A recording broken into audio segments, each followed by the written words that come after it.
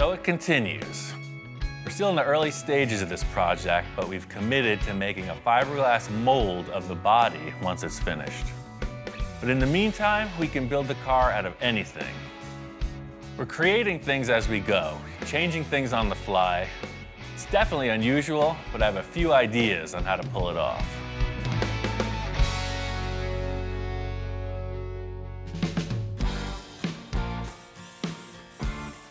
Ian, how you doing? What's going on? What did you do? That's pretty cool. I got the whole engine compartment kind of squared away. You know, I went with aluminum, and then I think like a riveted final detail would be pretty neat. You know, something real shiny down in there. As I walk in, you know, we got the back fenders kind of in place. It's still like a hodgepodge. You know, like Ian said, anything goes, because this is just like the clay mold. I love this because we still could put another element in here. You can do whatever you want in here. You know, this surface is represented. I really want to get these fenders so that there's no holes in the back of the car. Looking at it now, it's really loose, sort of like a patchwork quilt, not even stitched together yet. But I'm seeing the finished flesh on this thing, and it's got to be set up correctly. I mean, the idea of screwing this Porsche quarter panel onto this Sterling body seems kind of strange. That ain't strange, that's like crazy. Yeah. Madman. Now I'm getting excited again. So what I was thinking was I just took this aluminum sheet, super light, and I just formed it over a piece of tube. That way it'll radius down into the engine compartment. So this is gonna pop on here. It's gonna do the same thing as everything else we've built so far. It's just gonna represent a surface. Yeah. Slight body modification here. I'm gonna have to put something in there to hold that up. Bundled sweatshirt technique, sponsored by Carhartt. Thank you very much. See? Now you're solid. We got fiberglass, we got aluminum, we got a piece of my shoe, now we got a sweatshirt. Come on now. Nobody breathe. See that? There goes my Sterling. We got aluminum foil, we got duct tape. It looks pretty rough, and there's a word for it, and it ain't a good word. Custom bodywork. So this is all pretty distracting. I think we should just primer gray this area. That way we just have like a monotone looking thing we could build up off of. The aluminum foil just wasn't suspending itself like I had hoped. So I wanted to reinforce the whole taillight area with metal before we finalized the design. I could save this aluminum for my sandwiches, for peanut butter and jelly sandwiches tomorrow. I'm doing this fast and efficient, bunch of strips of a little thicker material. It's gonna end up right. This is just another super fast mock-up, you know, just to see what we're working with. By getting the go sign from that foil thing, you know, it's just a little bit rounder surface. I really just want to get rid of the rest of that Sterling in the rear quarter. The vents I know I don't want to see, so I'm going to fit in some panels there just to get this thing so there's no holes in the back of the car. Well, just spray that gray, see what we come up with. Stand back on it now. Let's take a good whiff of those paint fumes and start to dream. Man, I just go, that's like more like it. See, that totally changes the whole thing. Now you're not looking at all these panels. You just kind of blur your eyes a little bit, and you got a fender, man. Ian's gonna do the other side the same, and I can't wait to see it after it's all put together. Everything that's happening here is pure sculpting. If you look at a sculptor, they start with an armature, and they keep adding and adding whatever it takes to bring to the surface. I know it's gotta be refined, but we need to get there somehow.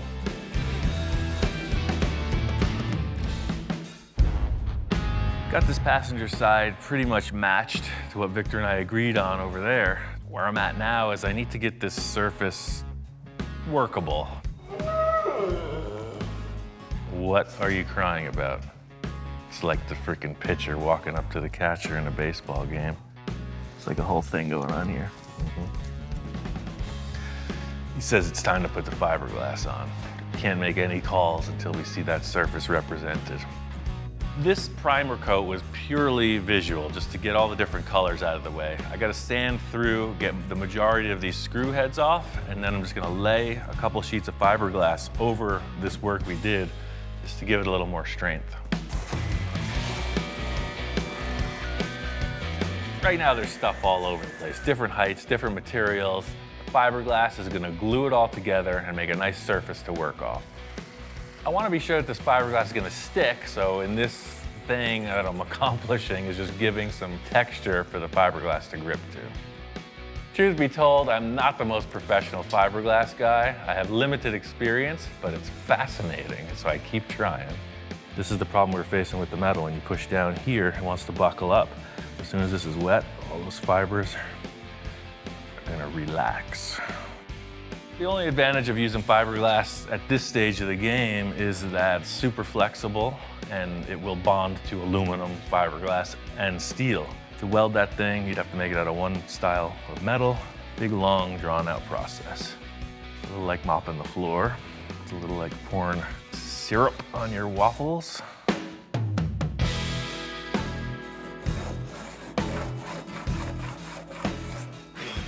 I laid up that fiberglass, it's set just fine. I put a quick skim of body filler on and cut it back just to see what our heights were. And I could see already, this taillight mock-up we did is gonna be way low. What I have here is, this is the hip of the fender coming down, and the Porsche naturally dips way down into the taillight. I'm gonna just fiberglass right over these, and we're gonna have to cut new taillight holes. I feel good about this, you know? It's not just anybody. You can throw a bunch of sheet metal screws and saran wrap and build a supercar, but watch me go. Everything looks so rough. I just want to get it looking more like a Fender when Victor gets here. So this is less auto body tech and more fun body filler tech. Purely like icing on a cake. Fiberglass is hairy and scary. See, this stuff's a little bit smoother. As loose as it seems, I think it's starting to flesh out, and everybody's gonna understand why I went this way. The idea here is to just get these two fenders pretty close, get a good representation. You can see the rear of the car is fleshing out. It looks pretty freaking massive. Super wide, super low. I can't wait to show Victor.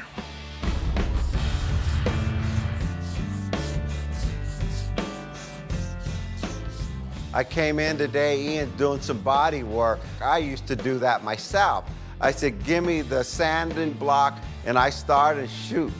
I didn't lose a darn thing. I mean, you could tell I'm totally committed. When's the last time you see me doing body work? It's good to see Victor getting his hands dirty, you know, doing some of the body work. We also got these two tools from Eastwood that'll help ensure that these lines on the car are symmetrical. We're pretty close. And I'd like to see that in primer so it all, you know, ties in and we could get the big picture to make sure the fenders are the same. Oh yeah, for sure. Primer gets rid of all the different tones. The gray just evens everything out. It's the best way to look at something in progress.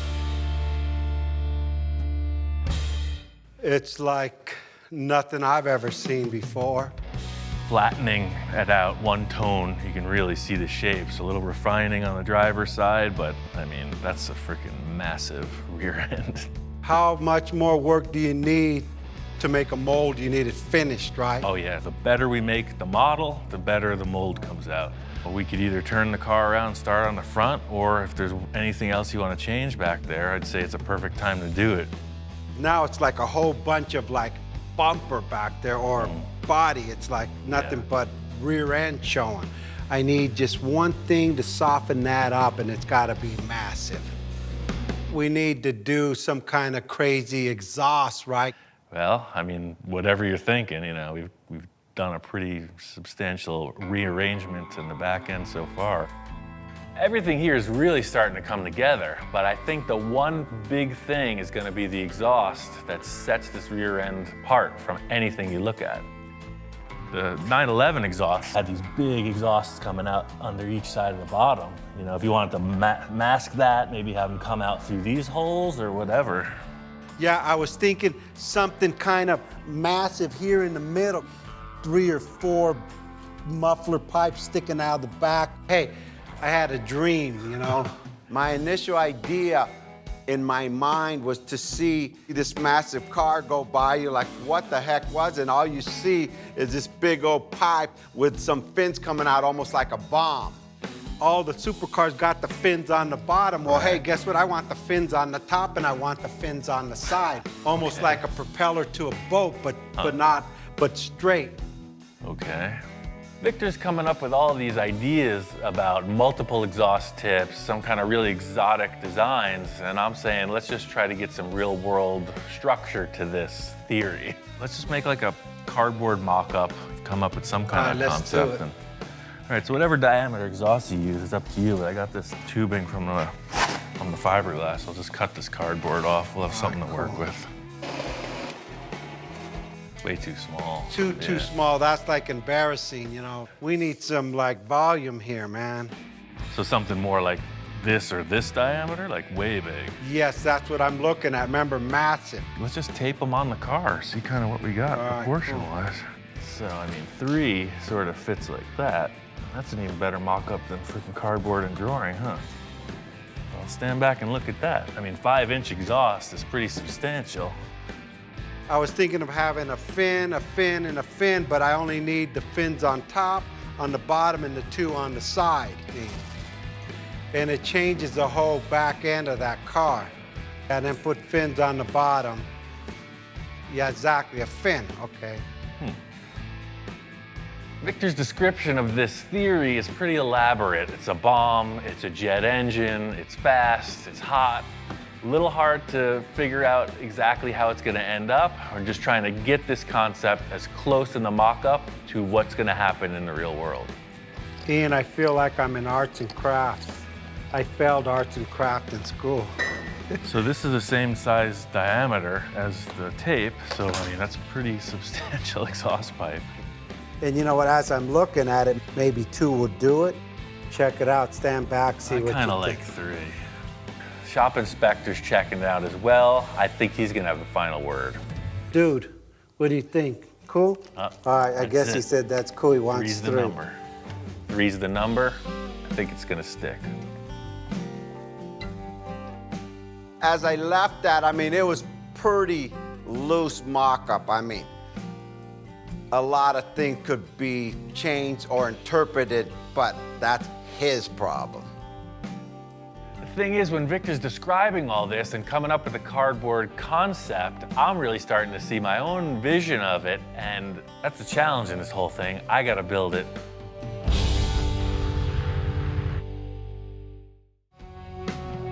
Hands down, this is a pretty loose mock-up.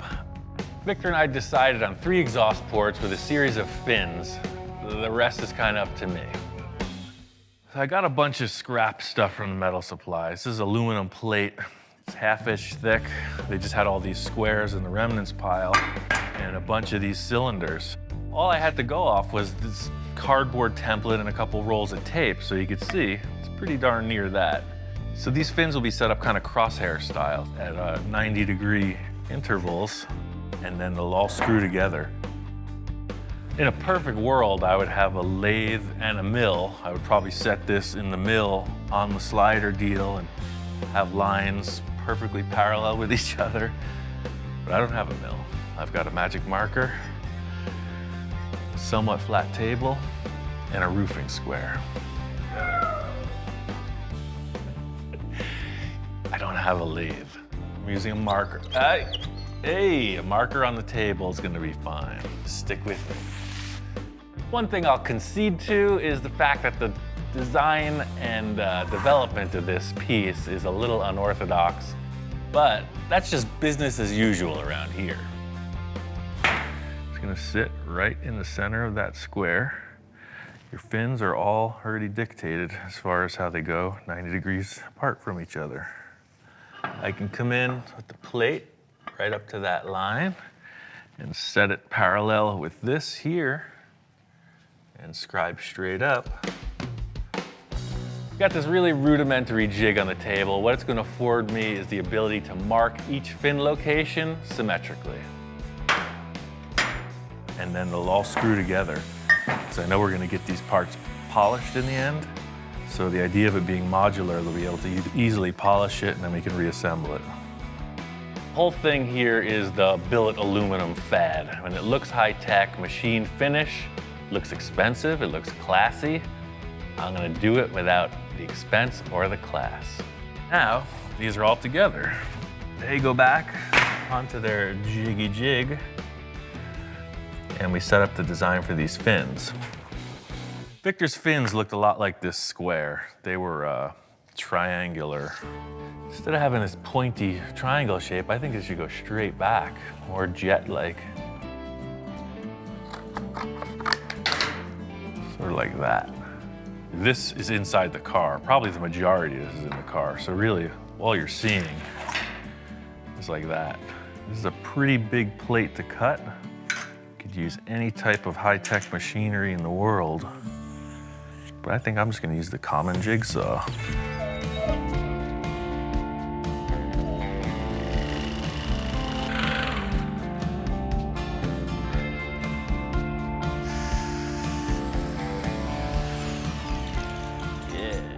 I mean, this looks good, but I want it to look great. I think I'm gonna take a router and then make a radius edge on all this. The dog's head is spinning. I don't think he's convinced for one iota that this is gonna work. Hey, not too bad for a couple carpentry tools, huh? What do you think? That edge looks so cool. I'm gonna do the same to these tubes.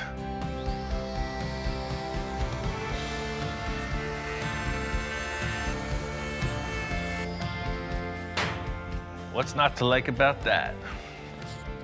I was thinking that having these stacked together, it could be added to by just putting the spacer through here.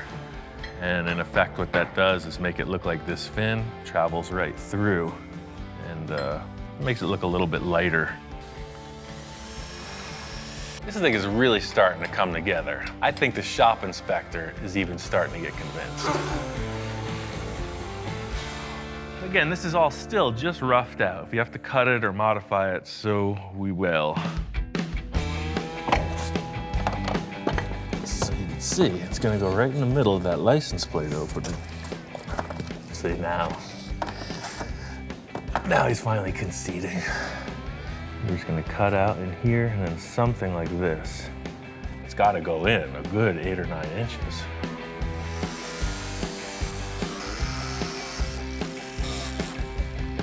Aha! So the whole concept is these being the stock exhausts, we're gonna want something a little rowdier sounding, but we'll be able to work within the parameters of the stock exhaust setup, aiming right through here.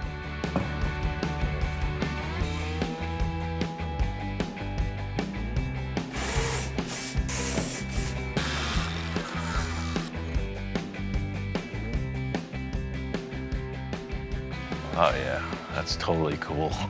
That's exactly what I was hoping to achieve. There may even be more fins coming out the width of the car below, but that's rocket ship. Looks like it's gonna fit. It can be adjusted later. I just have one other element that I want to surprise Victor with.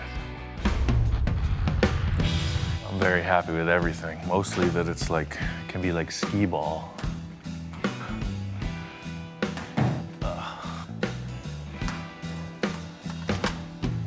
Ian, how's it going? Hey man, got that exhaust mocked up. That's rad, man. After I open the door, I look straight to the car. I know I say, wow, this was wow. That ain't what I give you when I left. Yeah, no, I made a few changes. Victor walks in and I can tell right away he's digging it. It's a far cry from a cardboard tube. And it's centered with the car and it gives it just enough bulk to give it like, look, I got the power behind me. He's thinking, hey, is that okay with you? What's he looking on the table for? What's there? Oh, the last thing we were doing when you walked in was these three. I forgot about them until he just reminded me. Hey. So you know that intake you had over there in the other shop? I took 3 of the horns, the intake horns, and I made them fit the tubes here. These work as an additional element, like crosshairs. So they just go in like a key, right? You index it, you turn it, And they clip right in. What a difference. Dude, thanks. Dude, thanks. I almost forgot about that. That exhaust system is wicked. I mean, look at that. What we've achieved so far is pretty solid. The rear end's looking good. We haven't even considered the front of the car. So we're really just still in the clay model stage of this thing. You know, anything can happen with the taillights. The exhaust will go in on the final body. I think we should spin this car around and get onto the front. Again, we just finished. Right. I'm tired. Yeah, I know. You know, right away, Ian, hey, I'm slowing the build down. We're talking too much. He wants to get on the front, and I'm going, wow, well, let me absorb the back, Ian. Challenge is really making this thing match front, back, side to side. I think that if we get these two front fenders and some kind of a grille bumper represented, that'll give us the answers to the side pods and the roof line.